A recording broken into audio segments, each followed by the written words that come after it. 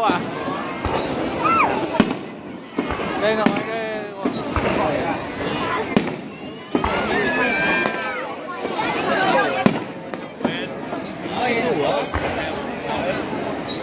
Dạ. Con không.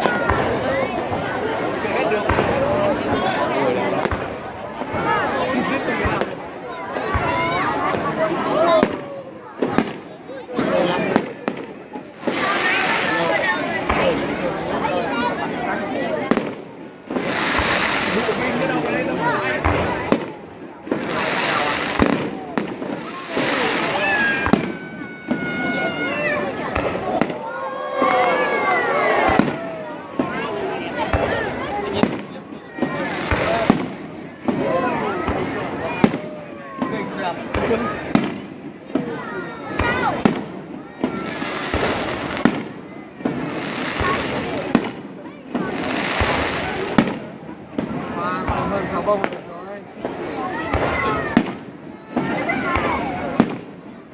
Ngồi sao?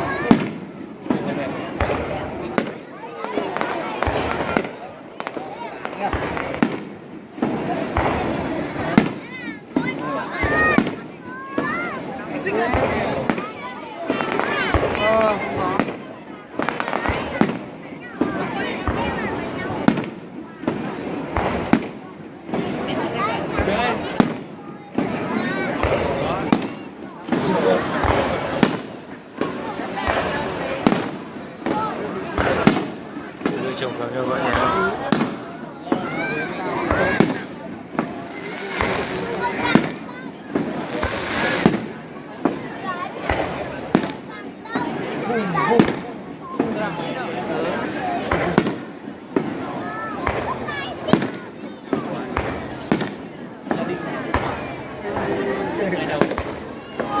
Xem nào.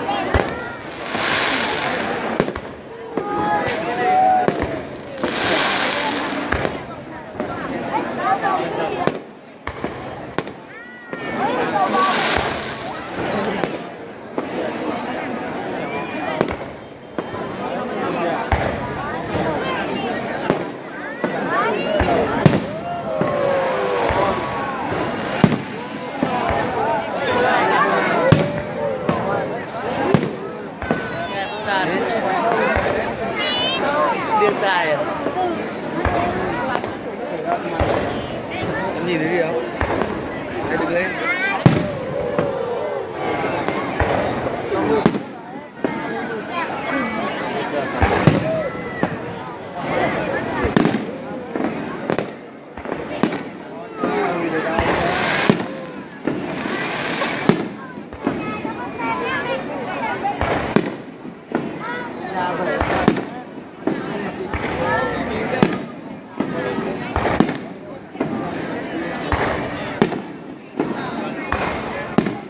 Quay hết từ đầu đến cuối à?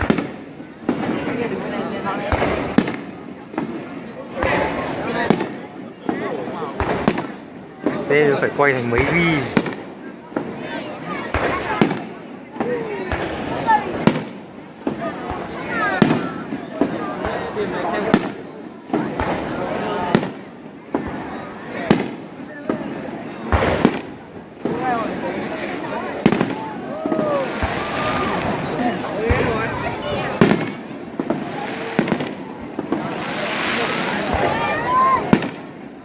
Con ơi.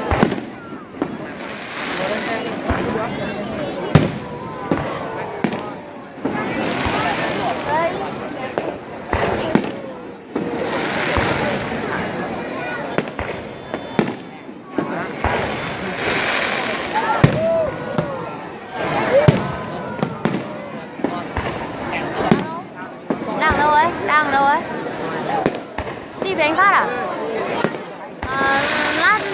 vào xuống đất rồi là mình đi. Lát bảo anh phát anh xuống đất đấy.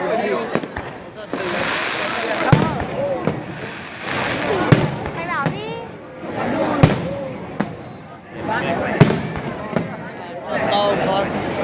Anh tuổi dê có hợp tuổi lợn không? Dê á?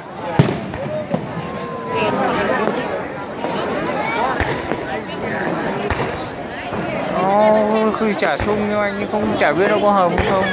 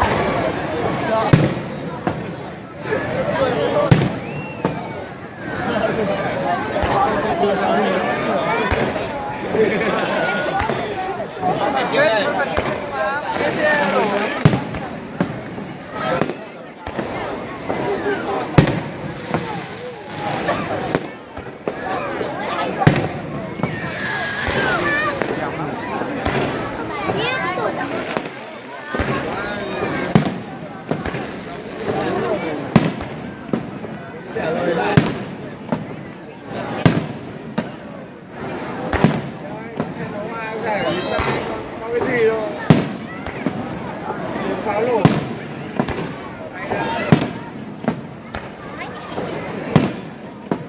Mình đứng bên này gió nó tạt.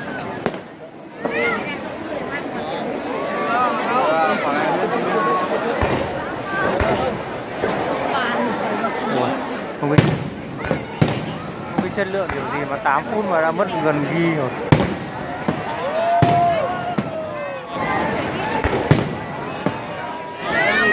Trái tim kìa.